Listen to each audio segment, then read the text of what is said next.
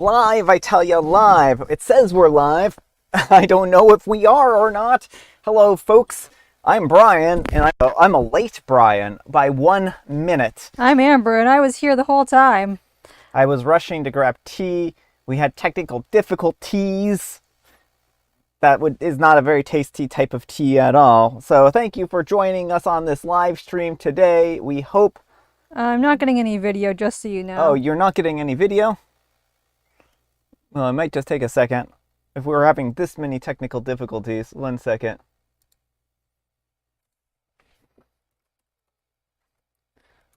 Let me know when if you get a live stream. Yeah, I'll let you know if I get one.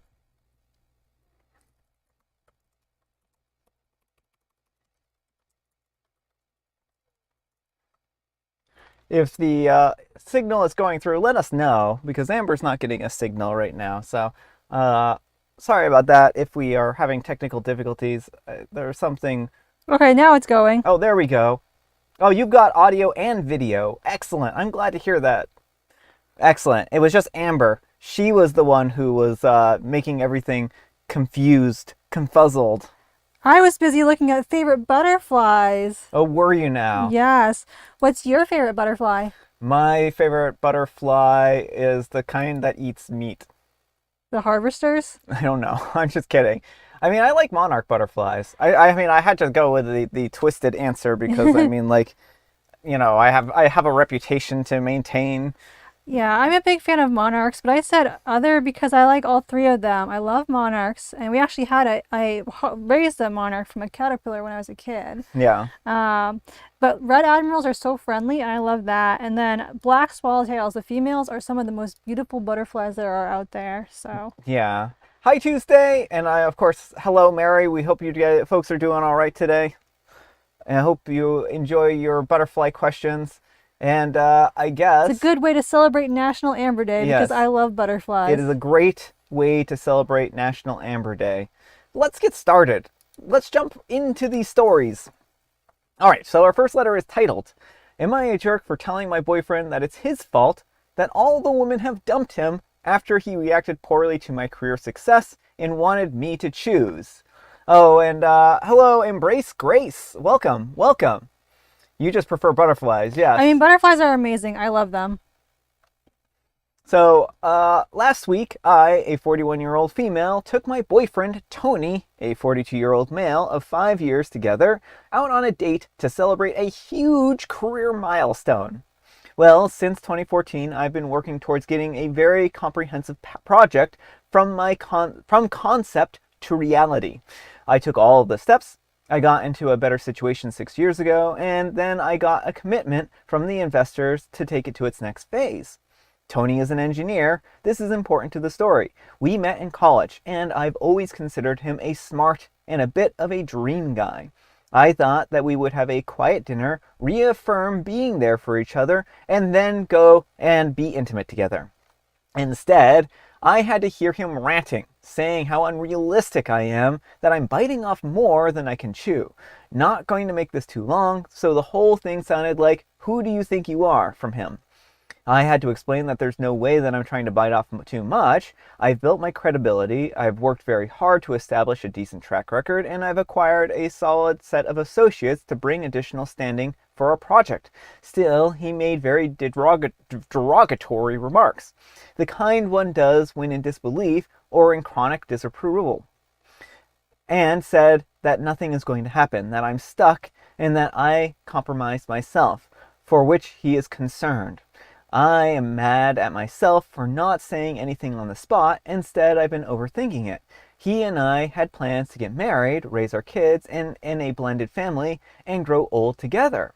He didn't congratulate me. He didn't even give me a celebratory kiss. I hadn't even cried yet because I'm numb. The things that he said struck a chord, and in a bad way. So basically, he thinks that I've been lucky.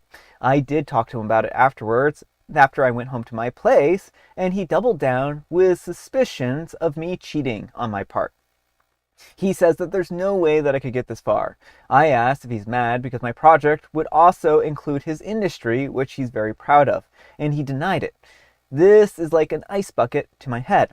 We tried to talk 2 nights ago at his place, and I left feeling worse. He says that he wants a partner to enjoy life together, and that I'm too old to dedicate myself to a massive project because I should have done it earlier.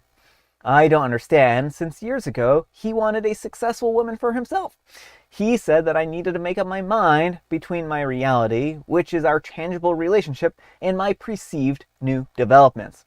I reminded him what he said, and that his words about me cheating or sleeping my way through my career was especially disrespectful because he knows I was sexually harassed at some kind of point, and was concerned for my safety. He says that I was manipulative. He called me last night like nothing happened. I broke up with him, and I told him to look in the mirror and ask himself why he was dumped by all of his exes. He said that I was using very personal things that he told me against him, and that it was very disappointing. I texted him back, said that I'm not responsible for his reactions when he was so inconsiderate. He has been asking me to apologize since he woke up. He sounds weird and a bit depressed, and says that I used a painful situation in his past for leverage. His ex-wife divorced him, his ex-fiancée cheated, and left him before the wedding. I don't feel like owe him anything. I didn't mention anything specifically, but I said that it's his fault his women run for the hill.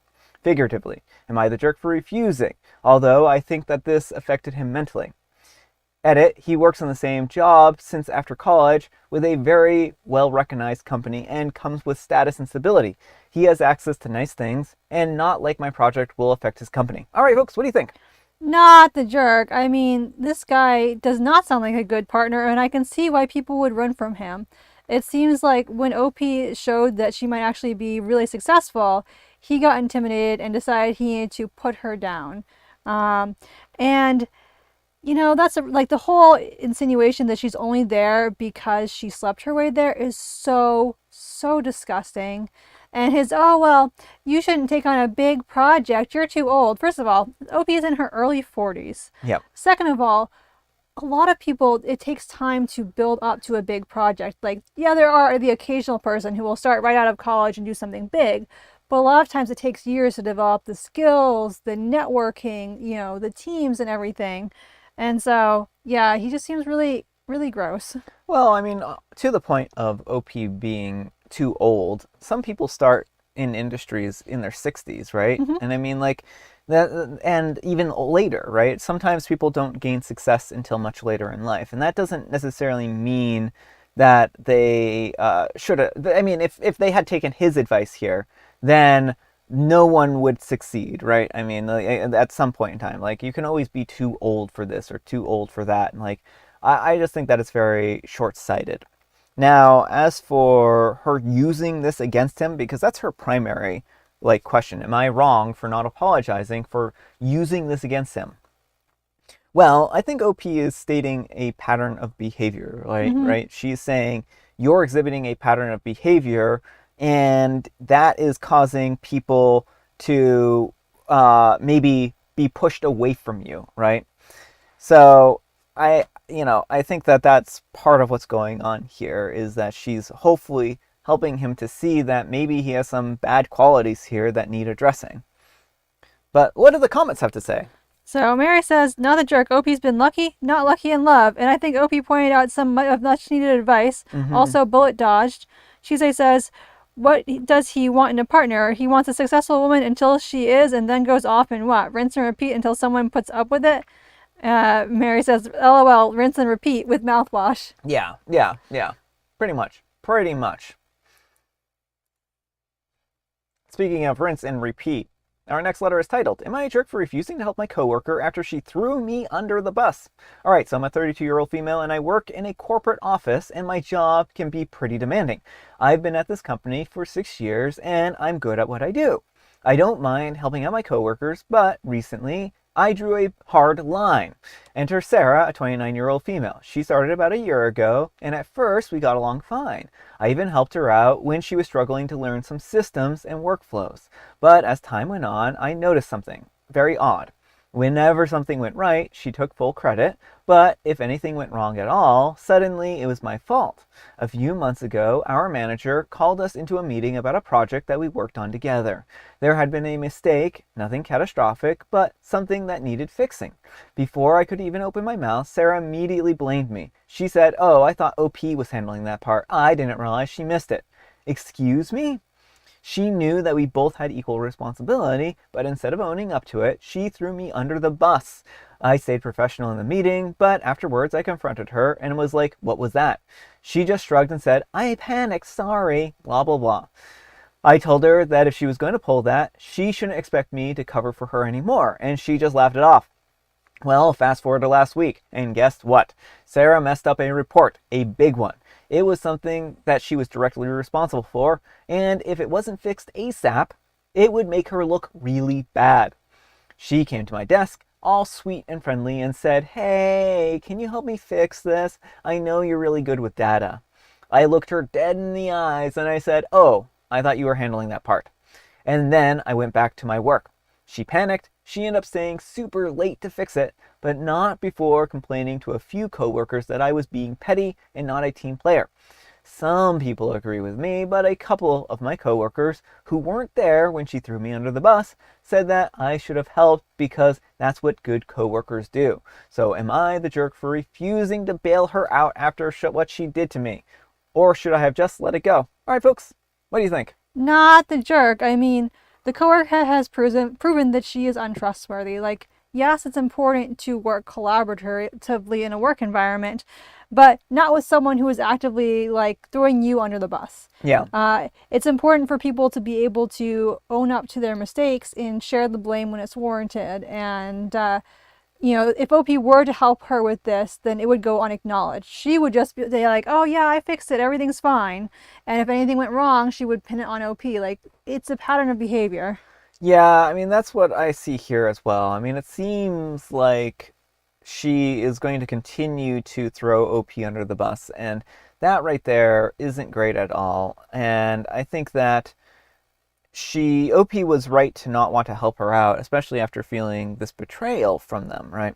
So I don't blame OP at all, and I think that, Sarah telling all these people that OP isn't being a team player is just inaccurate. OP did a lot for Sarah. OP stopped being a team player with Sarah after this went down. Right. Well, and all those other coworkers, they can step in and help her too, Yeah. if it's that important. There's nothing stopping them from, I mean, maybe it's not their area of expertise, but, they can figure it out or something. It's not OP's responsibility to take care of Sarah. Yeah, and the one last thing I want to say is that OP should probably go to their boss and clear things up and make sure that they know what's going on here. Like, they don't need to throw Sarah under the bus, but they do need to explain the situation to them and say, X, Y, and Z, and just make sure that they keep a record of things. That way, this doesn't come back to bite them in the end, right? Because reputation does matter a lot, and if their reputation is being eroded away by Sarah, then that's not great. Yeah, well, hopefully, since OP has a track record, I mean, I do agree with you. It's very important that OP, documents what's going on and lets the appropriate parties know. But hopefully, OP's track record will speak for itself. But what do the comments have to say? Mary says, "Not the jerk. Oh, how I love karma. OP is not a team player. In which team sports do you throw your teammate under the bus?" I believe that's bowling. And then Tuesday says, "This was cross-posted on r/on something consequences. No consequences. Yeah. She's just facing the consequences of her action." Yeah, well, that's kind of how I feel about that. And this feels very much like she's facing the consequences of her actions. All right, folks, and our next letter is titled, "Am I a jerk for sharing a screenshot of an unsolicited dick pic that I was sent in our group chat? I always wanted to try out D&D, so when my friend Sarah invited me to a new campaign, her partner Will was DMing it. I was stoked. We've been playing together for about 5 months now, and there are 5 of us in total. My friend Sarah and I, plus Will and his 2 friends, whom I'll call Sam and Tim. We're all in our early 30s, and the rest of us are single. Sarah is a good friend and pretty much introduced me as her friend that prefers cats over people. And off the back of that, I mentioned that I enjoy a single life with my fluffy friends. Everyone seemed cool with that, and I was made to feel at home pretty quickly. Sam and I often have fake beef because he's a dog person, but it's all in good fun. Well, a few days ago, I got a message from Tim. He'd never messaged me privately before, but he was asking for some advice about a stray cat. So I was pretty eager to help him out. After I thought our conversation had finished, out of nowhere, he sends me an unsolicited dick pic. There were no words and no explanation, just a picture of his free willy that was burning my retinas. And I responded with a wrong chat. And no, his reply made it pretty clear that he meant to send it to me. I didn't reply, but I kind of snapped. We're all adults, for goodness sake, or so I thought. So I told Sarah what had happened, and she immediately told Will, and then he posted in our group chat calling Tim out. Tim tried to deny everything and called me a liar and various other names. I was mad, so I linked the receipts, not wanting people to see his junk if they didn't want to. Then Tim started cussing me out in our private messages, so I took screenshots of his replies and I blocked him. Will and Sam and Tim have all been friends since high school, and Sam and Tim work together. So I was almost certain that I would be dumped from the group after that, despite everything. However, Will kicked Tim out of the group and apologized, even though it wasn't his fault. Sam didn't reply at all to our group chat, but I heard from Sarah that he went off at Tim the next day during their lunch break. A few of his coworkers heard what had happened, and now Tim is getting made fun of at work. I feel kind of conflicted about the whole thing. I'm totally grossed out by what happened with Tim, but I wonder if I went too far sharing the screenshots of his dick pic with the group. It feels ridiculous because I heard this story told by someone else. If I heard the story told by someone else, I would be like, heck yeah. But being so close to this doesn't feel very good, to be honest. I also feel kind of bad for causing a rift between Will, Sam, and Tim, and causing him problems at his job. I don't know, it's just kind of messing with my head a bit. I'm also feeling kind of anxious about going back to our D&D group this week, even though I know that Tim won't be there. Sarah is bribing me with my favorite ice cream, so I'll give it a shot. My friend knows how to draw me out of hiding, at least. All right, folks, what do you think? Not the jerk. And I think the context here is very important. Opie wasn't doing this for any reason other than to prove when she was being, like, Tim was denying what he did. He sent something to her unsolicited that was unwanted. And the thing is, when someone does that, like, it's harassment, that is not okay. If OP were to go to the police, they would expect to see the pictures. Yeah. You know, when you send someone that kind of image without their consent, you have to expect it could be used as evidence of harassment. Yeah. And OP was just using it as evidence. Yeah, I mean, I think that's really the big core difference here, right? If OP had just sent this out as a form of, like, revenge, that would be one thing. That's actually, I would say, would be them in the wrong, right? But, or if they had used this to extort Tim, right? Then that would be wrong as well. But OP didn't do any of those things. What OP did was share this as evidence in a way that people didn't have to look at the pictures if they didn't want to, as a way of showing people that OP had credibility and wasn't lying. And I mean, especially since Tim is somebody who the group has known for a long time, it's a little harder for someone like OP to build the kind of rapport that Tim might have had, right? Yeah. And so I think, like, they knew that they needed to share these because they just didn't have the same level of reputation as Tim, who was now accusing them of being a liar. So yeah, well, it's really nice to see how the group reacted, that they were supported OP and kicked Tim out for being a creep. Because too often when there is a close-knit group like that, you will see the wronged party be the one who gets booted instead. So I'm really glad they're standing by OP. And, you know, OP, don't feel bad because you didn't do anything. Like, if he's facing consequences, it's for his own actions. Like, he's the one who sent you something unsolicited and made you feel uncomfortable. Yeah. But what do the comments have to say? So Mary says, sending pics like that are gross, but under this specific circumstance, not the jerk. OP could either prove this happened or look like a liar. That's Yeah. my thoughts exactly. Yeah. That's how I feel about it as well. That's how I feel about it as well. All right. And our next letter is titled, Am I a jerk for embarrassing my boyfriend in front of his friends because he kept joking about me being broke? Speaking of being embarrassed, I mean, I guess my segue is broken because I didn't do a proper segue. So I'm a 19-year-old female and I've been dating my boyfriend, a 20-year-old male, for like 6 months. And overall, things are pretty good. But there's this one thing that he does that makes me really uncomfortable.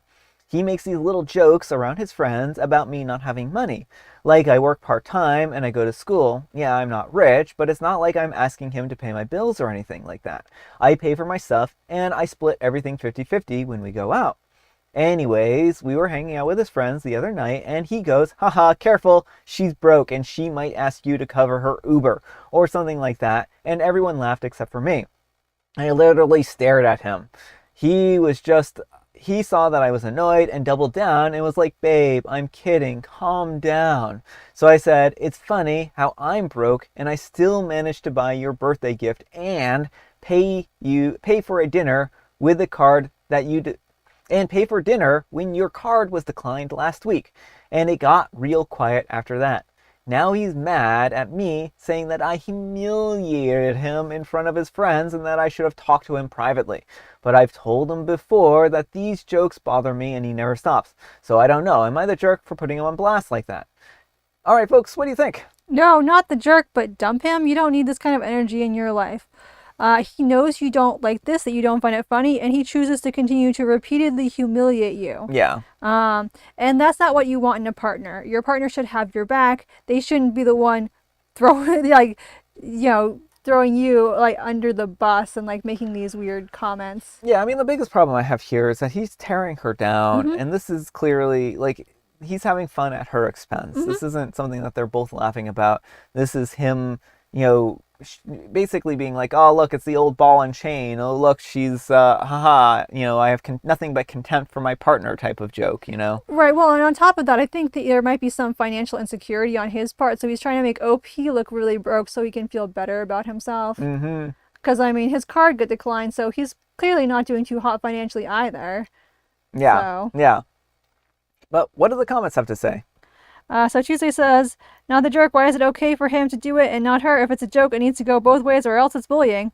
Yeah, I mean, I think that's a really good way of phrasing it, that this is bullying, and the way he's approaching this is not good.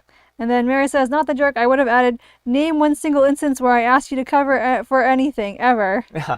Yeah, I'm sure he would have a hard time with that.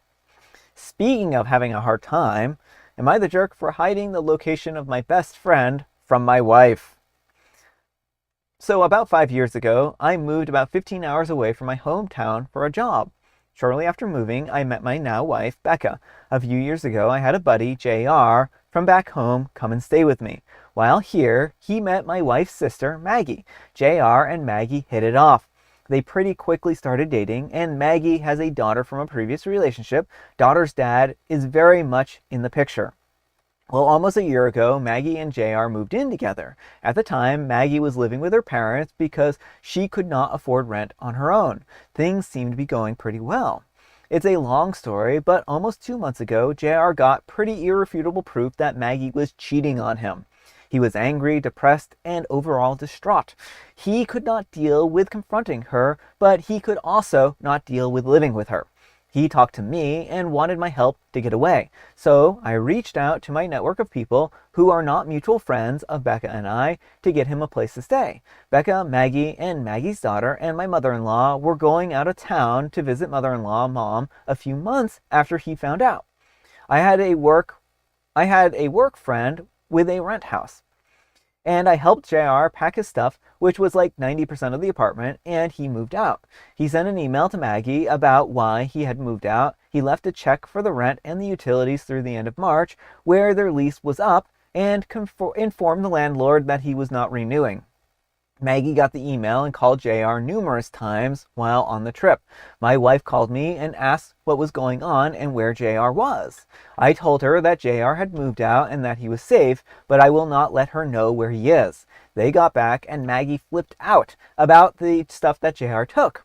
My wife was quite angry and demanded to know where JR was. I kept telling her that he is safe, but I'm not able to tell her where he is.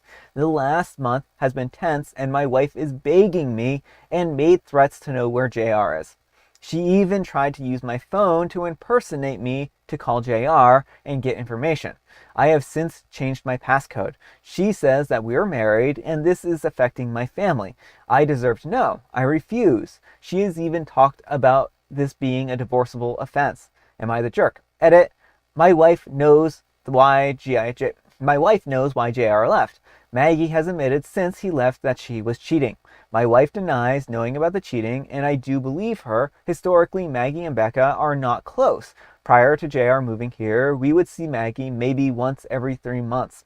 Since JR moved, we see her a lot more because JR and I regularly organized get-togethers, which is why my wife's reaction is surprising to me. The stuff that JR took was only his stuff. In fact, a lot of his stuff a lot of the stuff that he left is also his stuff. Other than gadgets, he left all the kitchen stuff despite it being 100% his. He left all of the stuff in my niece's room even though he paid for a lot of it. Alright folks, what do you think? Not the jerk. It's not information that OP's wife needs to know. It's very clear that she's trying to find some way to reconnect him with Maggie, and it seems like he is done with this situation, and that seems about the size of it. Yeah, I mean, I guess that's the biggest thing here is that it's really hard to blame JR for anything here or blame OP for anything here. OP is respecting their friend's wishes to remain anonymous where they moved. JR didn't steal anything, and if she thinks that JR did steal some stuff, then she can file a police report. Right. And a police report should be able to sort out this type of situation, or she can subpoena him and take him to court, right? But she can't demand that OP reveal his location, right? Like, this is just the reality of it. I mean, she cheated. He doesn't want to be in contact with her. She has legal recourse if she feels like she needs to take legal recourse, but it just sounds like she wants to contact him to try and convince him to come back or something like that. Mm-hmm. So I don't blame OP in this situation. I think the wife needs to be more understanding and understand that OP can't reveal this information because they would be violating the trust of their friend. Yeah. And while I understand that's really hard for OP's wife to hear, it's just the way it is. But what do the comments have to say? Mary says, not the jerk. How does Becca justify backing a cheater? This would affect my relationship, to be honest. Yeah. Well, and then trying to impersonate him. Yeah. Oh, that's a good point. I'd forgotten about that. But yeah, it seems like she's going to not okay lengths to do this. Like, I understand wanting to know where someone is, and like, I'm a very curious person, so if I know there's a secret, I want to be in on it just because I want to know. Secret, I've got a secret. And so but the whole like impersonating him to try and get this information out, like, I would wonder what she and Maggie are scheming to do. It is hard to say. I think it's just coming from a place of desperation where she just wants to try and convince him that he should get back together with her. And the thing is that it's over. Mm-hmm. It's over. Like, she had her chance and she blew it. If she didn't want to end the relationship, then she shouldn't have cheated. Plain and simple. But speaking of cheating, I don't know if that works here or not. Am I the jerk for not divorcing my wife out of solidarity with my bros? Folks, I'm going to fully admit that I have my doubts about whether this story is real or not. But we are going to read it anyways because it is a bizarre story. So, I never imagined that I would be in such a ridiculous scenario, but here we are. I am 40 and I have had the same two best friends since college. We all moved to the same city after school. We were roommates for a little while. We still socialize weekly. We have all gotten married at one point in time or another, and I've been with my wife for 15 years. I was the first to marry. My two other friends, we'll call them friend X and friend Y, married a little after me. But friend X got divorced 4 years ago, and friend Y got divorced a few months ago. The other week, they came to me all serious at the brewery. We had to have a kind of talk vibe. They told me that the three of us had been through so much together and would always stick together, but now was the time for solidarity. And they told me that I should divorce my wife. Their view is that since they got divorced, it is awkward and disrespectful for me to be married and that I should divorce. Naturally, I assumed that they were messing with me, but they insisted that they were serious. I still assumed that they were joking, but they seemed to be legit be disturbed by this. I have met them 3 times in person since then, and they have been cold and awkward and distant towards me.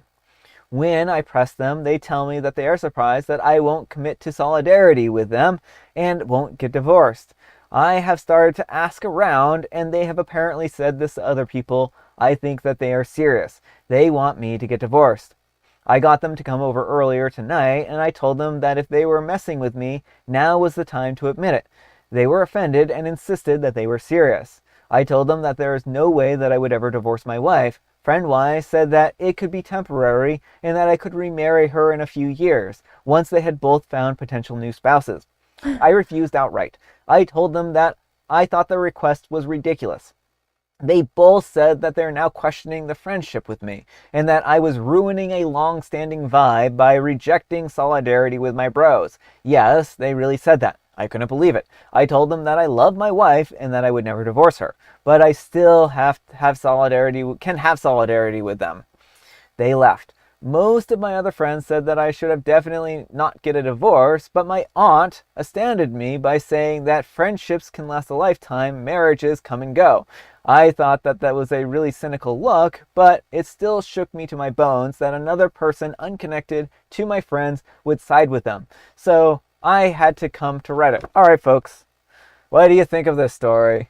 Not the jerk. I mean, this is such a ridiculous request. Like, first of all, when you get married, your spouse is generally the person you put before all else. So these guys trying to make OP like prove to us that we are more important to you than your spouse by breaking up with her, spending countless money on a divorce, and like divvying up your assets just so we can have a little ego boost.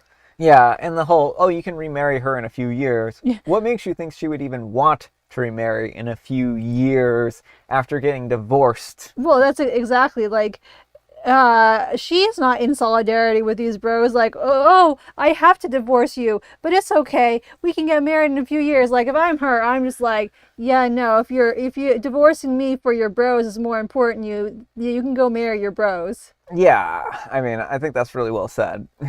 I think that's really well said. But what did the comments have to say?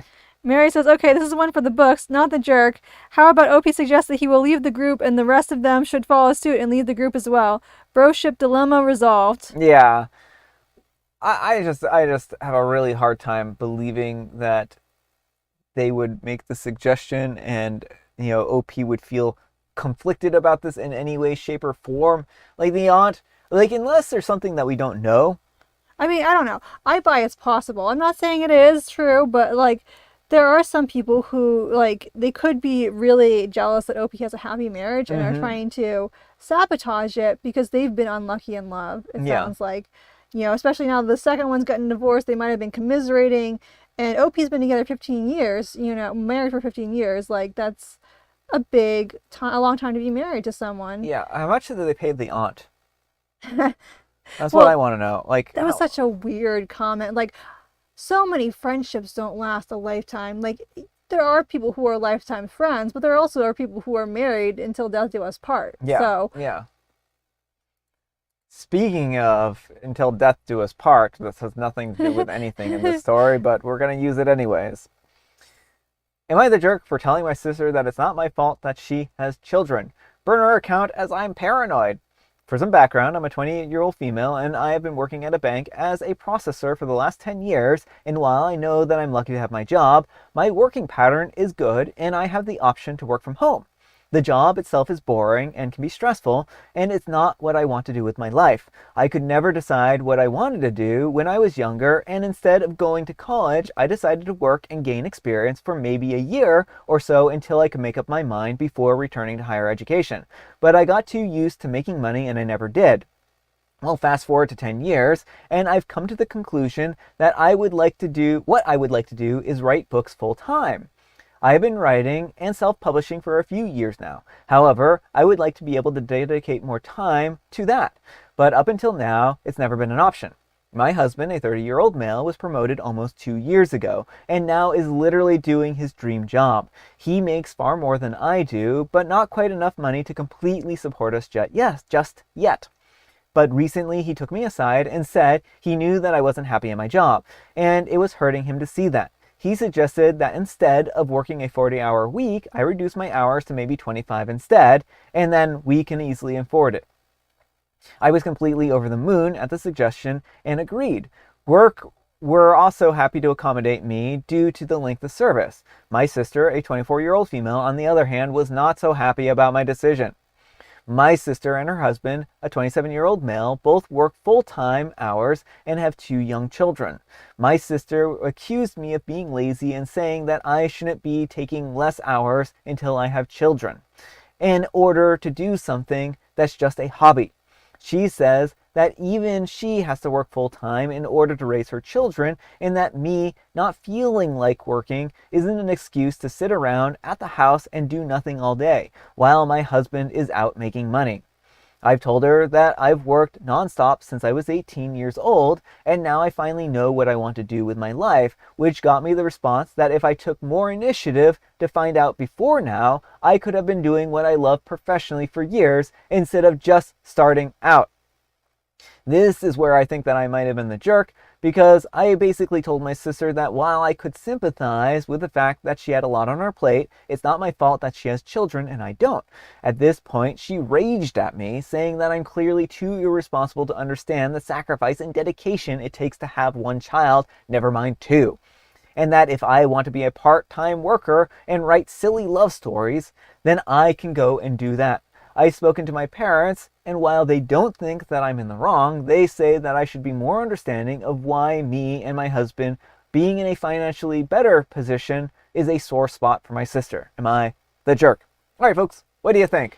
Not the jerk. I mean, how many books has the sister not only written, but edited and gone through all the steps? Like, to say that writing is just sitting at home all day doing nothing, I can tell you it's very much not that.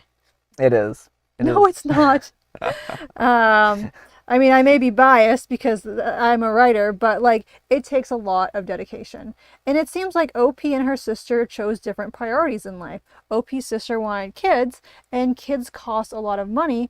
So you do have to budget more carefully and potentially work more hours to make that happen. Yeah. Well, I have this one sentence highlighted for a reason here. For years instead of just starting out. That I could have been doing what I love professionally for years instead of just starting out. OP is in a no-win situation. Yeah, I was going to say that too. Like the sister completely contradicted herself there. She's like, oh, you're not doing anything. But then also it's like, you should have been doing this, from the beginning. So it just is like, OP can't win here. Mm-hmm. Like, when is going to be the right time to do something that she's passionate about? So, I mean, I just really feel like she doesn't have, the sister is just looking for something to pick at. Yeah, I mean, it feels like a case of sour grapes. Mm-hmm. The sister is unhappy that she is not able to do whatever it is that she wants to do with her life and is upset to see OP living her dreams. Mm-hmm. And I mean, that's really unfortunate. Yeah. Welcome, sweet memories. Thanks for joining us.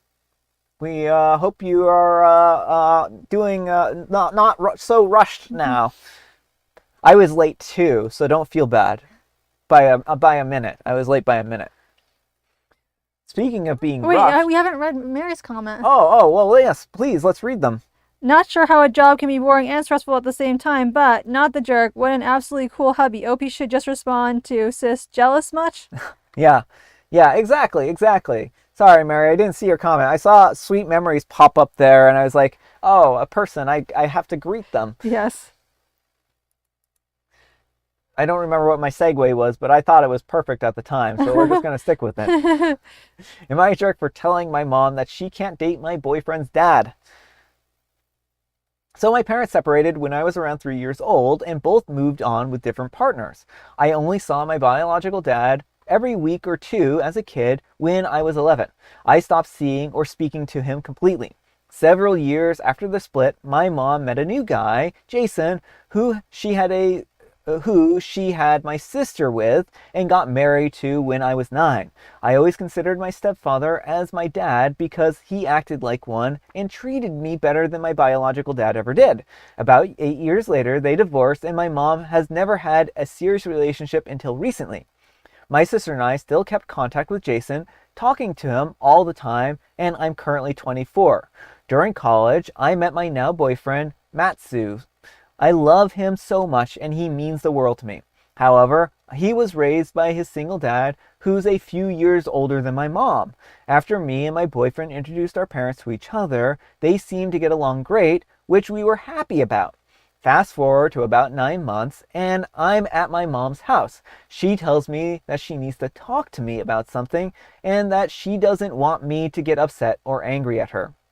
At first, I thought that maybe she went back to my sister's dad, but that wasn't the case. She proceeds to tell me that her and my boyfriend's dad have been seeing each other over the past several months, and they have developed feelings for one another.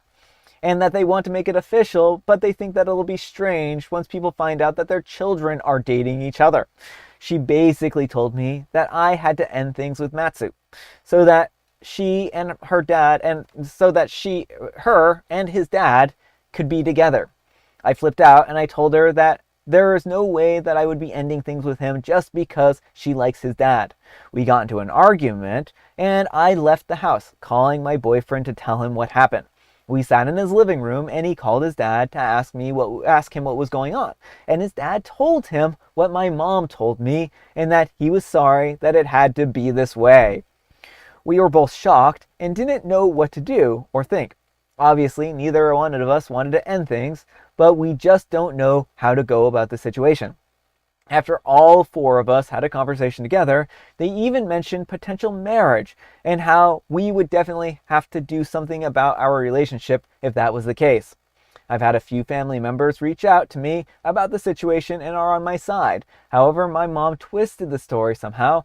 I don't know the full details, it's still very confusing, and other people believe that we're in the wrong for not wanting our parents to be happy. The whole situation is ridiculous, and my little sister has even told our dad, Jason, about it, and he thinks the whole thing is hilarious, and that my mom is just being ridiculous. It's all stressing me out and I don't know what to do. Matsu has been nothing but sweet and supportive, trying to calm the situation down as best as he can, but I just can't cope with it. Help. P.S. Me and my boyfriend have been dating for almost 4 years. Parents have known each other for about a year. We never introduced them sooner for many different personal reasons, but we've still known each other longer, so it's not like we're the ones causing trouble.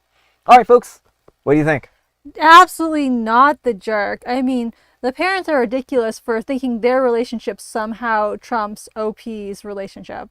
First of all, like OP was saying, they met first. If the parents are uncomfortable about this, they can break up with each other.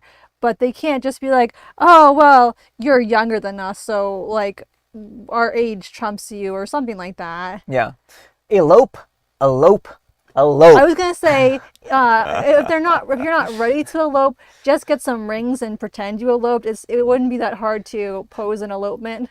I mean, I think that they need to stake their claim here and now. I mean, maybe they're not ready to get married, but they've been together for 4 years and it sounds like they love each other. And it's generally the first couple of years where people will have the most trouble in a relationship, right? Mm-hmm. And that's usually like after the honeymoon period of 2 years or so, when people really start showing their true colors and, when you can really get a sense of what a person is like and whatnot. So it might be just time for them to take the next step, right? I mean, 4 years, they've been together for a long time. I mean, they could at least get engaged, and just post it all over social media. And also kind of like clear things up with the family. Like, make Mm-hmm. sure that everyone knows your version of events, that you've been together for almost 4 years. Well, if they do like a big Facebook post of an Yeah. engagement, right? And I can't believe it's been 4 years.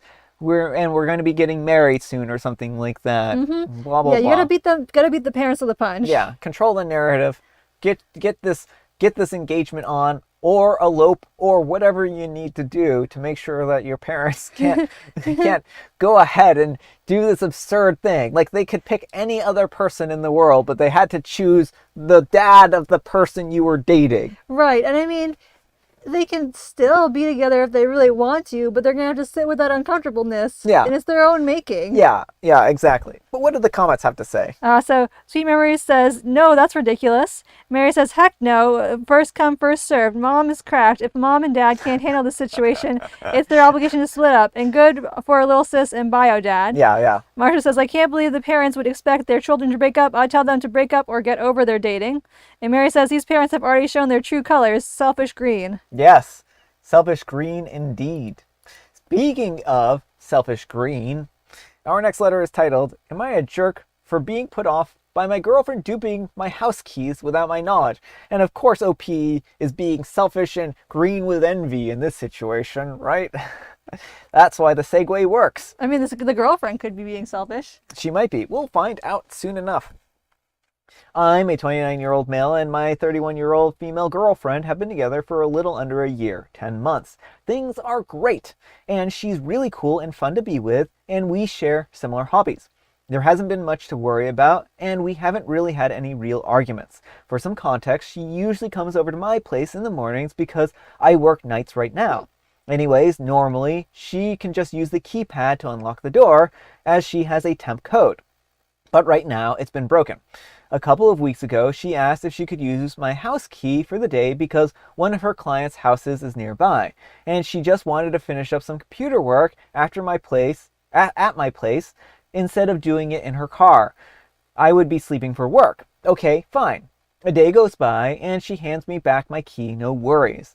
Now, let's jump to a couple days ago. I see her pull up on the Ring camera and she's got a key and just lets herself in. I didn't say anything at first because I was thinking, oh, maybe I gave her the spare and I just forgot. It kept bothering me and I kept thinking about it, so I eventually just right out asked her if she had one of my keys. And she said yes.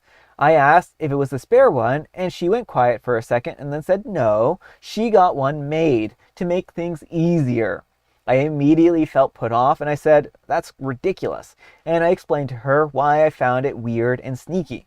She said sorry several times, but ended her apology each time with a but type response. I would have asked you to get one made, but it probably would have taken a while to get done, sort of thing. Am I being too harsh by saying that it's weird? Please share your thoughts. All right, folks, what do you think? No, not the jerk. If you want a key to a house, you ask the homeowner. And if she was worried that it would take too long, she could ask OP if she could borrow the spare to make a copy. Mm-hmm.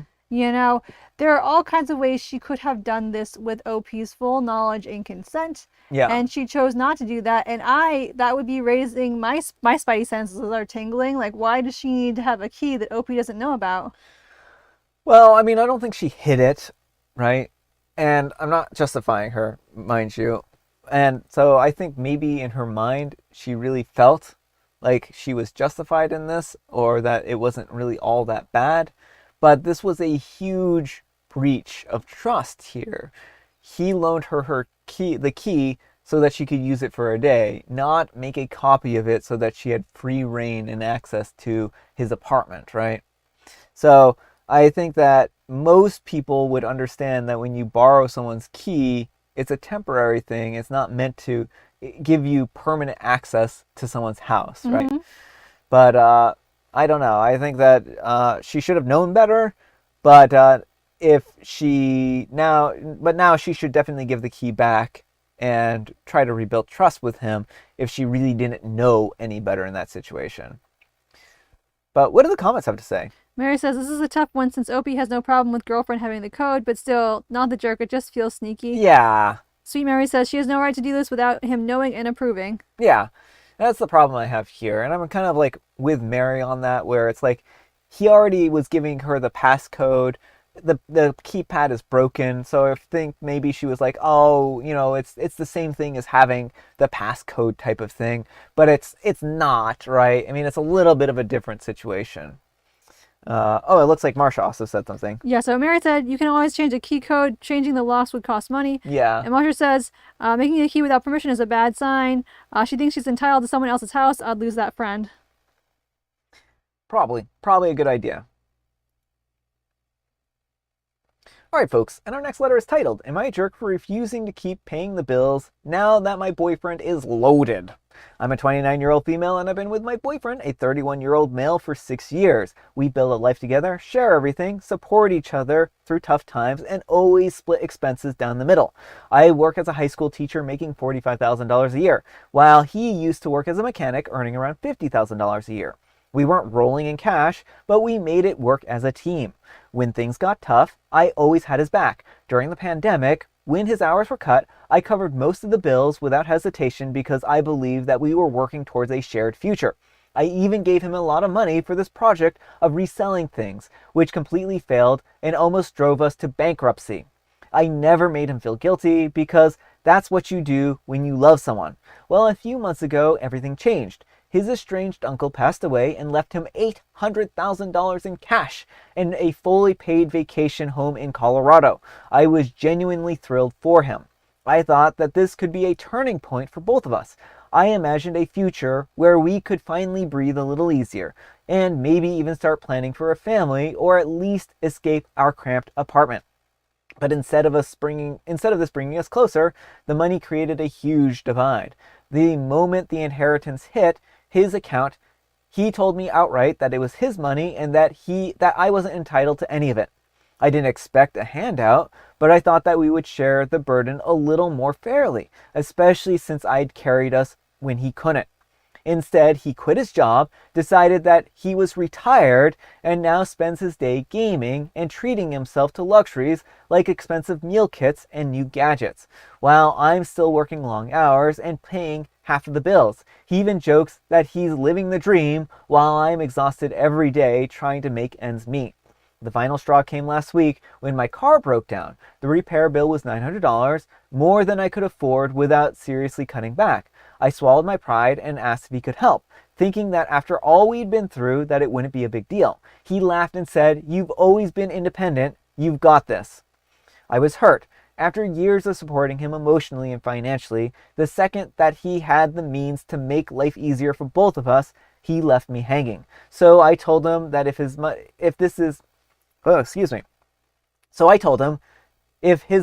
is his, then his bills are his too. I'm done paying my share. Now he's calling me selfish and accusing me of using him, but honestly, I'm tired of feeling like a roommate while he lives like a king. So am I the jerk for refusing to keep paying half the bills when he is sitting on a fortune and I'm barely keeping my head above water? All right, folks, what do you think? Just dump him. I mean, he has shown that he is not a partner. He's willing to use OP when times are tough, but as soon as he gets money, he has basically left OP in the lurch. Yeah.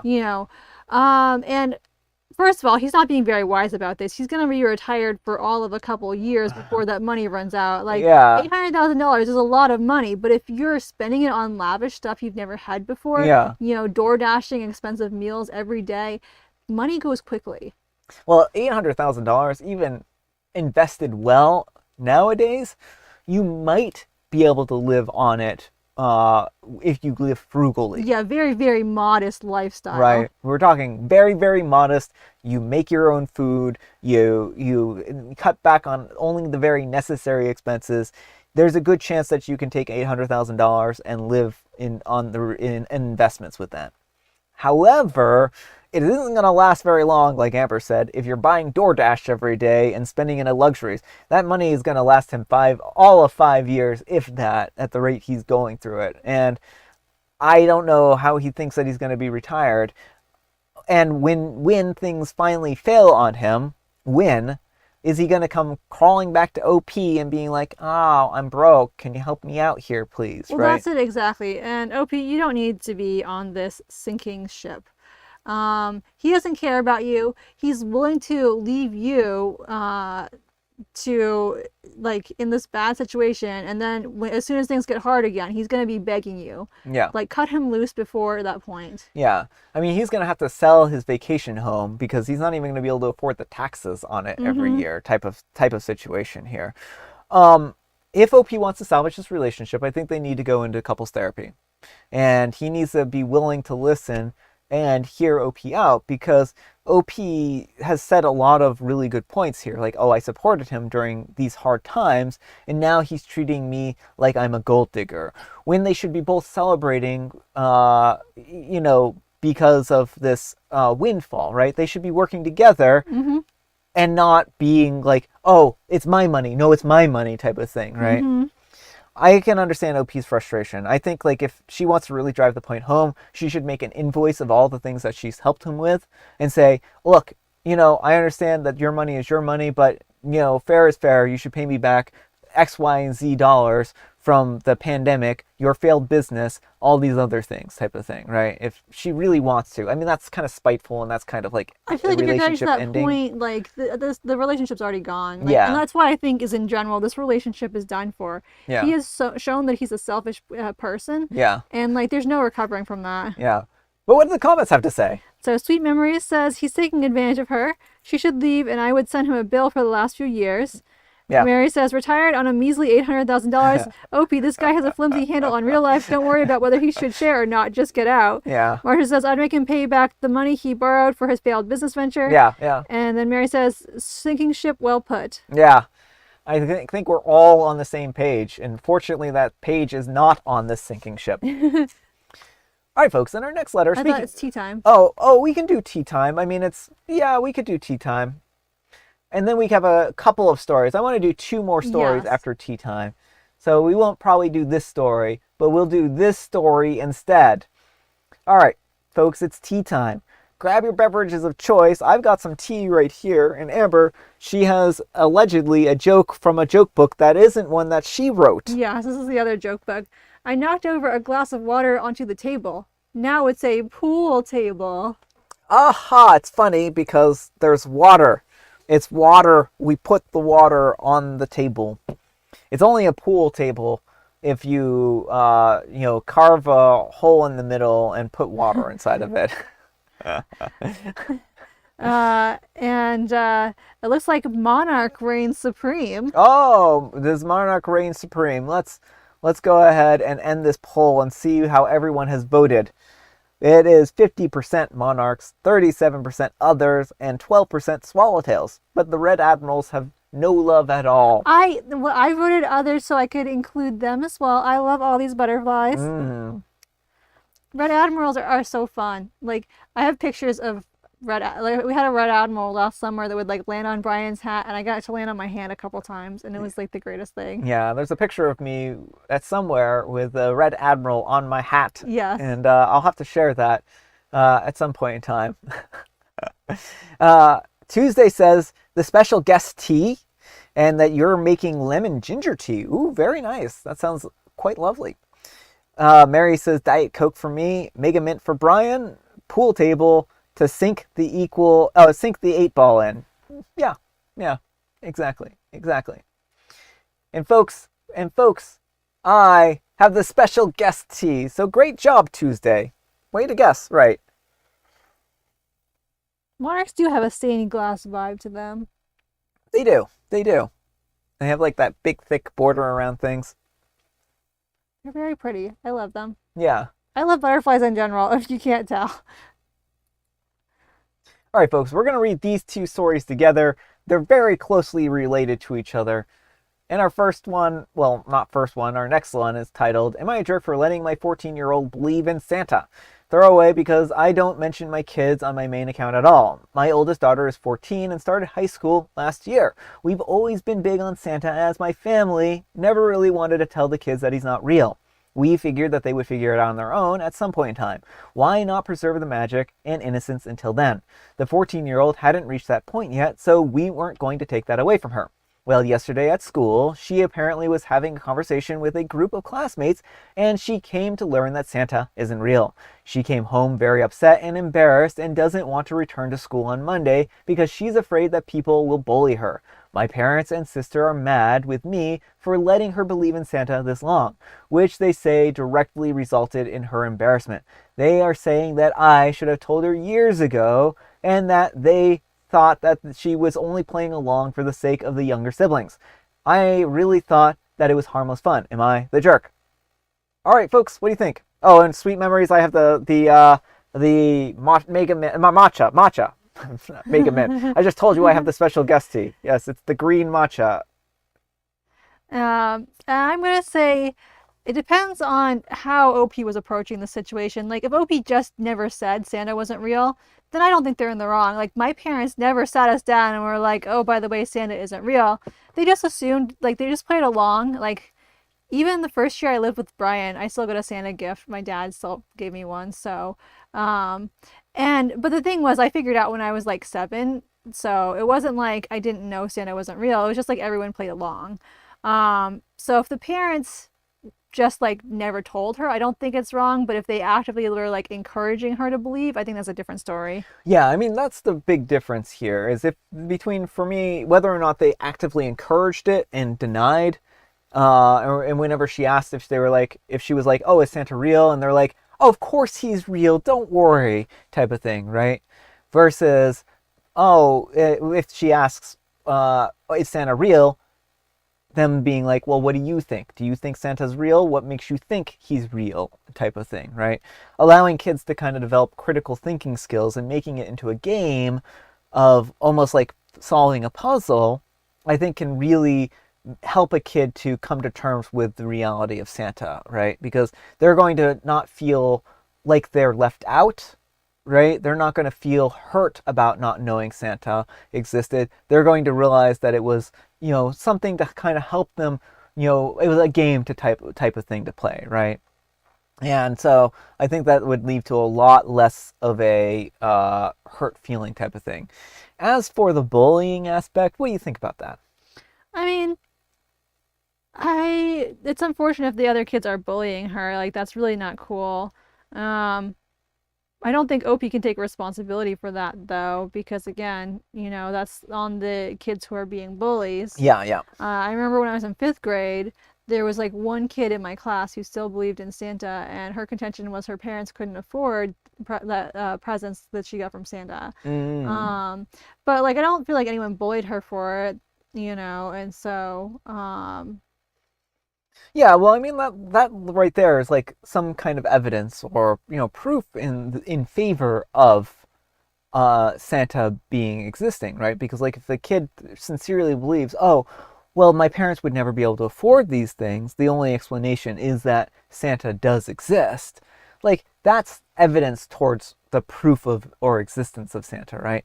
And I think most kids are going to be pretty understanding. Like, this will die down inside of a week, right? Like, this is going to be a drop in the bucket, and it might feel like a long week for her, but I don't think people are hopefully going to like, oh, you're the girl who believed in Santa until she was 14 type of thing, right? Like, kids are mean, but hopefully not that mean. hopefully. Those are the comments I have to say. Mary says, ooh, I hadn't thought about the bullying possibility. Yes, softer the jerk. And then Sweet Memory says, not really the jerk, but a little weird. Speaking of a little weird, folks, speaking of a little weird here, our next letter is titled, I'm a 35-year-old female and my husband, a 34-year-old male, thinks that the tooth fairy is real. How do I convince him that it's not? Hi Reddit, I'm sorry for the spelling and grammar and formatting. I'm using a throwaway as my husband has my main. Yesterday, I'm a 35-year-old female and my husband, a 34-year-old male's daughter, lost her first tooth. Naturally, I do what any parent does. I start looking for a few spare coins to slip under her pillow, or in this case, into a jar, in exchange for the tooth. While searching everywhere for a few coins, cards and electronic payments are far too easy and common these days, I go to my husband's wallet just to check if he has any change. No big deal, we share finances. We are also holding personal accounts. So I'm not taking more than $1 or $2 and I'll replace it, so don't worry, Reddit. I know how you get. Anyways, my husband, Richard, fake name, sees me rooting around for a few coins and asks me what I'm doing. I say that I'm looking for some loose change for our daughter's tooth. He asks what for, and I repeat what I said, thinking that he missed what I had said or misunderstood me. He says, very confused, I might add, that why would you need to do that? And the tooth fairy will bring it. I stared at him for a solid 15 minutes, thinking that he was kidding or covering in case our daughter was around, forgetting that she was at school. Then I asked, what? Like the incredibly well-spoken person that I am. Sarcasm, few Redditors will take that as ego. Well, he repeats what he said, and then we both stare at each other until I say, you do know that the tooth fairy is fake, right? And this man says, no, it's not, and goes on to explain how the Western world tries to erase magical beings, and that he's put a lot of research into learning about the truth. No, he's not currently elected in any of the U.S. American parties. No, he's not currently elected party in the U.S. American fan. I don't know what that exactly means. He's not a fan of a certain person. Oh, I see. I proceed to try and show him proof, for example, Google, of it being fake, because of a college/university educated man with double degrees should not be this dumb, right? No offense, believe what you want to believe, but the tooth fairy, he's not religious, at least not before this. He's not exactly happy with me for falling for Western ideals right now. We're not fighting, but we're not what a partnership should look like. It's only been a few hours, but it's tense, and I know that this will boil over soon. So Reddit, am I the jerk? Help. Or help. There's no am I the jerk here. All right, folks.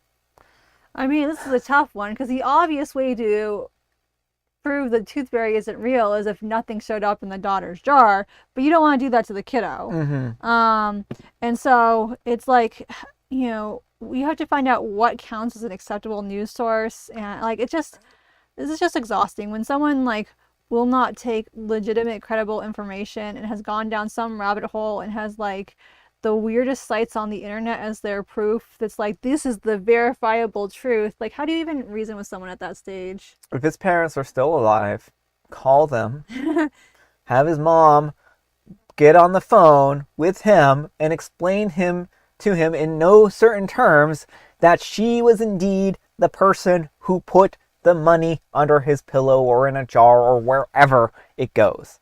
That way he fully understands that there is no tooth fairy behind the scenes providing their daughter with free money somewhere. What does he think? Why would the tooth fairy even have a currency, right? What would the point be? Why not just come and steal the tooth if they have magical abilities, right? Well, I've seen something saying that tooth fairies are the an example of witch magic, because it's basically yes, child, sell your bones to me. As for believing stuff like this, I believed in the tooth fairy up until age 8, right? And the reason why I actually believed in the tooth fairy, and this was also part of the reason why I believed in Santa and stuff like that up until that point, was because we had an appointment somewhere, right?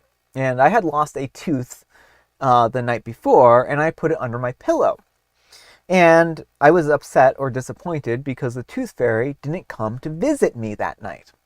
So I, lament my sorrows to my mom, and she and my brother, we had to go somewhere. I don't remember what exactly we were doing. We left the house. And when I get back home, lo and behold, there's a letter underneath my pillow with some money explaining that the tooth fairy ran late or something like that, and that she had dropped the money off. Now, in my mind, there was no way, because we had left the house altogether, right? But what I'd failed to realize is that my mom, she had gone back inside the house after we left, slipped the letter under my pillow, and then quickly ran back, outside, right? So there was one of these situations where I, was fooled by this because, they built up this elaborate, kind of ruse. And there wasn't, the evidence contrary to her type of thing, right? The way I figured out I don't remember the tooth fairy. I think when Santa fell, the others kind of fell, but Mm-hmm. it was actually through faulty reasoning. So we had a globe in my second grade classroom, and if you look on a globe, there's nothing at the North Pole because there's all ice there. But Mm-hmm. I didn't understand that they only showed land masses and that there was ice up there. So I thought, there's nothing up there. How can Santa live at the North Pole if there's nothing up there? In a submarine, Amber. In a submarine. Yeah, I wasn't that clever. I was like, this seems sus.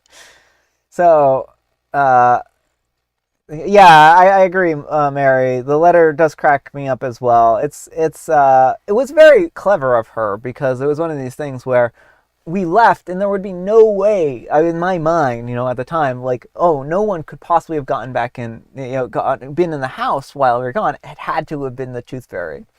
But back to this thing real quick. Yeah, again, like I think OP would be good if they just called the mom up and was like, yeah, your son, he's gotten a weird notion. Can you please set him straight? But what do the comments have to say? Mary says, does Dad really believe in the tooth fairy or is he just cheap? If he really believes, what about the stork? He might believe in the stork.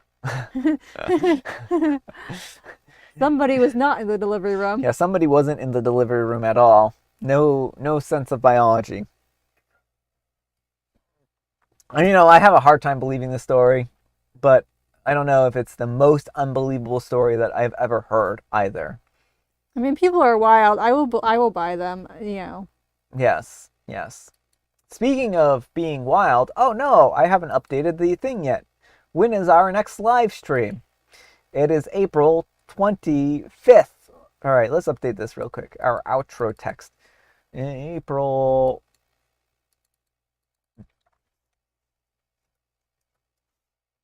25. There we go, folks. Now it's updated.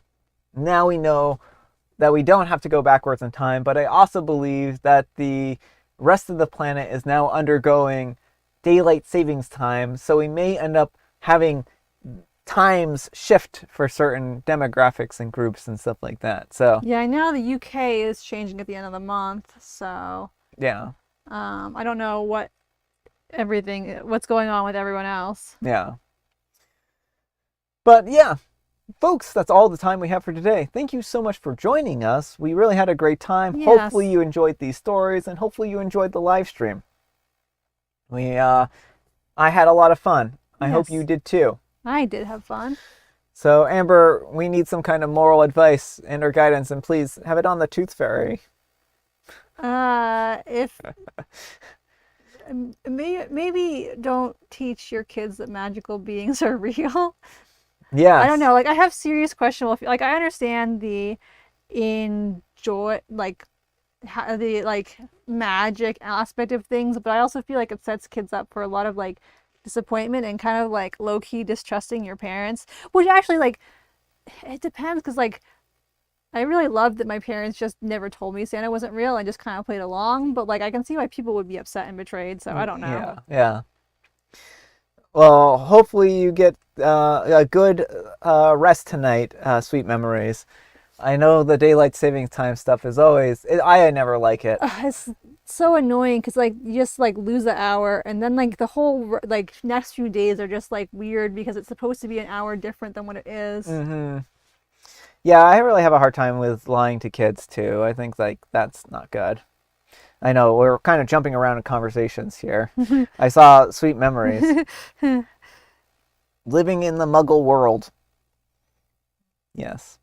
But thanks so much for watching, everyone, and we hope you have a great time. We will see you all later at some point in time. Tomorrow. Bye. And we get to have our little outro music. I'll do do do do do do do do do do do. Beep beep boop.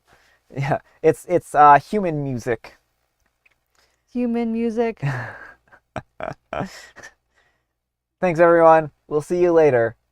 Have a good one. Bye.